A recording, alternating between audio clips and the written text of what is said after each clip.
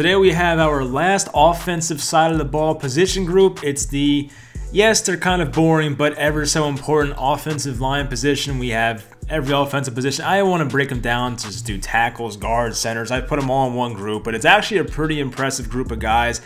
Some of them are like not very old, but like, 32, 33, 34, but still useful players. There's some guys in their late 20s like Brandon Sheriff that can be very, very useful for any team basically. So it's a pretty good free agent list for offensive linemen. So this is a pretty good offseason if you need offensive line help. You can really help transform your offensive line from garbage to probably pretty good in one offseason. So we'll find out where these guys go, but I'll go over the list of guys and what to expect from them, what they've done in their careers. Leave a like and subscribe, and let's get into it. Number one, we have right guard Brandon Sheriff, and he's had a really nice career with Washington so far. He was the former, I think, 6th overall pick. Someone can fact check me on that, back in 2015. And he's lived up to those expectations for the most part. He's had some injuries, which is the one downside to him. I think he had a knee injury at one point. He might have had a pectoral injury or something, but he had, some injuries the past few years. But when he's out there, he's playing at a very, very high level. He's now made 4 Pro Bowls, 1 All-Pro this past year. So whichever team gets him, they'll definitely benefit from making their offensive line a lot better. So I think the teams that could get him, I think a lot of teams will want him, honestly, but I think Washington's probably realistic. They might even franchise tag him if he does not reach a long-term agreement there. I really can't envision Washington letting him walk because their offensive line already has enough problems as it is. And if you lose your best offensive lineman, if you're Washington, you're not making it easier on yourself, that's for sure. So I could see Baltimore, because once they lost Marshall Yanda, they had a lot of problems this past year filling in that spot. Their interior offensive line was really not that good in 2020, so they definitely could use a guy like Sheriff. The Jacksonville Jaguars, AJ Cam played okay at right guard this year, but if you can have an interior offensive line of Andrew Norwell, Brandon Linder, Brandon Sheriff, that's pretty damn good. That's one of the best interior offensive lines in football. You would make your run game really good with James Robinson. You would make Trevor Lawrence's life easier. I feel like that fit makes a lot of sense, and they have all the cap space in the world. The Jets make sense too, because the Jets have some offensive line pieces. They have that Van Roten guy at right guard who's really not that good, so that can be an improvement as well. I feel like any team that has a lot of cap space and a bad offensive line or a not so good offensive line can definitely benefit from signing a guy like Brandon Sheriff. Number 2, we have left tackle Trent Williams, and Williams missed all of 2019 with some, contract negotiation issues. It later came out that the guy had cancer, so he had a rough 2019, obviously. Came back this year in 2020. He was traded, I think, to San Francisco for like a 5th round pick or a 4th round pick. San Fran got some very good value there. So yes, he is a free agent this year. Yes, he's 32 years old, but we've seen left tackles play at a high level till they're in their late 30s, like Jason Peters and Andrew Whitworth. So it's possible to play it for a long time. I do see Trent Williams going to a competitive team. I don't see him signing to a team that has to rebuild for another year or two. So I do think he'll go to a competitive team. I think going back to San Francisco makes a lot of sense. I do think going to the Los Angeles Chargers makes sense as well, because the Chargers had a lot of offensive line issues last year, one of the worst ones in football, and now that you have what looks like a franchise quarterback in Justin Herbert, it would make a lot of sense to give him a franchise left tackle and a guy that could hopefully be there for about 5 years or so. And then the Colts, because Anthony Costanzo retired, the Colts have a good offensive line, well, really good offensive line for the most part, but their left tackle spot now has a hole. They could draft somebody. This is a good offensive tackle class in the draft, but if you want to have that, just assurance that you're going to have a guy that's already proven it and been there and still playing at a high level, Trent Williams makes a lot of sense, but really any team that needs a left tackle that is competitive, I feel like can use a guy like Trent Williams. Maybe he goes to a non-competitive team. I just feel like he's 32. He has not really been on many great teams in his career, having played for Washington, and the Niners struggled last year. I think the guy wants to win, so I think if he goes back to the Niners and they get their quarterback situation figured out, that would be the best spot for him, but I do think that the Chargers and Colts would also make sense for him. Next, we have left guard Joe Thuney of the New England Patriots. He played under the franchise tag last year, and I feel like he should return to New England, but in the event that he doesn't, I feel like his services will be needed by a lot of teams out there, because he's one of the better left guards in football, one of the best pass blocking guards in football as well, so it would make sense for a lot of teams to go after him. He's still 28 years old, by the way. I think the Cincinnati Bengals would make a lot of sense, and maybe I did this by accident, maybe I didn't, but it is a background. His picture in the background is a Cincinnati Bengals background, so I did not mean to do that, but that's just the way it went, so maybe that's a message right there. But I could see the Bengals using him because Joe Burrow had a crappy offensive line last year. There's a ton of holes there. I feel like Jonah Williams at left tackle was like their one good piece, but outside of that, there's really pretty much nothing for Cincinnati. I could also see the Miami Dolphins because, I mean, they have some decent offensive line pieces. I think right guard, right tackle is looking okay for them. They have to hope that Austin Jackson pans out at left tackle, but left guard is a need for the Miami Dolphins. And last year, the Dolphins signed Ted Karras, who was a former New England Patriot. Now that Brian Flores is there, another former Patriot coach, maybe they draw Joe Thuney down to Miami and play for them. So we'll find out. But right now, the Dolphins are a lot more competitive than the New England Patriots. But it wouldn't surprise me if they want to keep him there. I could see why, but we'll find out. But he would be a nice fit for a lot of teams. I think New England would be one of the front runners, but I could also see Miami or the Cincinnati Bengals stealing him as well. Up next, we have Corey Linsley at number 4. He's a center for the Green Bay Packers, has been there since 2014, and he's always been a pretty good, solid center, but then for some reason this past year in 2020, he played out of his mind and had his best season of his career by a lot, I feel like.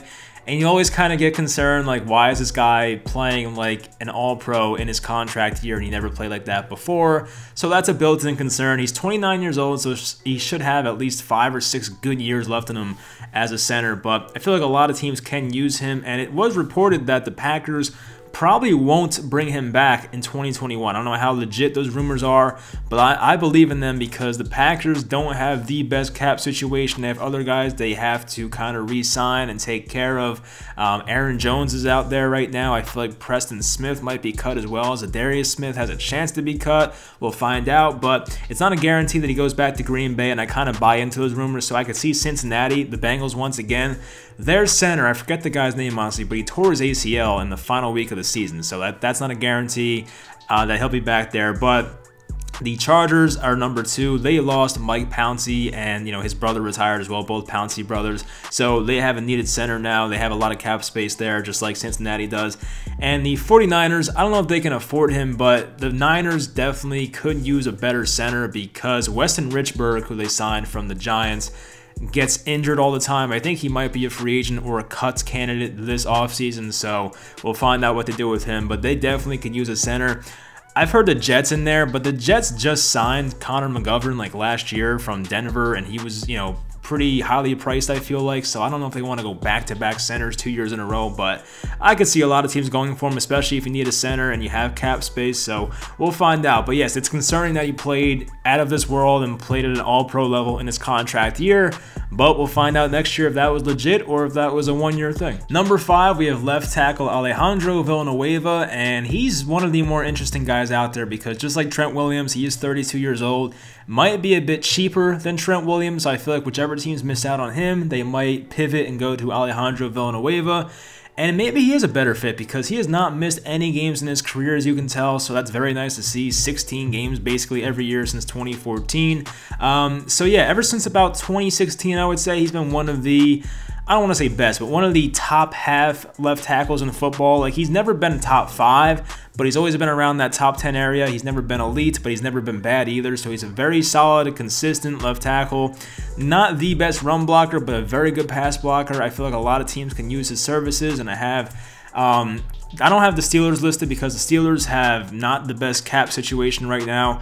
I think it's basically a foregone conclusion that he'll not re-sign with the Steelers, I feel like, unless he takes a very, very generous discount. But the Chargers make sense once again for, Justin Herbert's, blind side. Then you have the Indianapolis Colts, who have the cap space. They have their left tackle just retired in Costanzo. And then the Jacksonville Jaguars, because Cam Robinson is going to be a free agent. He has not played well in a long time, or basically ever for them. So I feel like that would be a nice, spot to put him and try and protect Trevor Lawrence right away. So that would be a nice fit for them as well.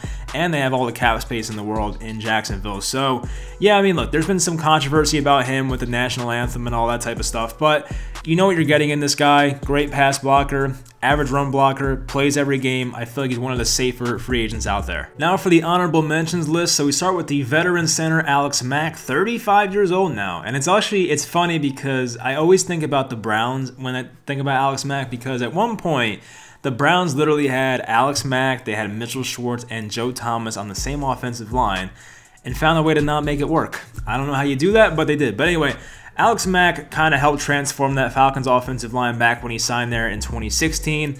went to the Super Bowl, played at a very, very high level for about 3 years, then kind of dropped off the past 2. He's still an average center, and if he wants to continue playing, he can help a contender out there on like a 1-year, $3, $4, $5 million contract. So if he wants to go somewhere, try and win a Super Bowl, he definitely can do that. I feel like some teams will want him out there. Next is Russell Okung, 32 years old. He's had a pretty nice career. He's been to the Super Bowl twice, 1-1 with the Seattle Seahawks, went to Denver on a 1-year deal, then signed a nice big contract with the LA Chargers.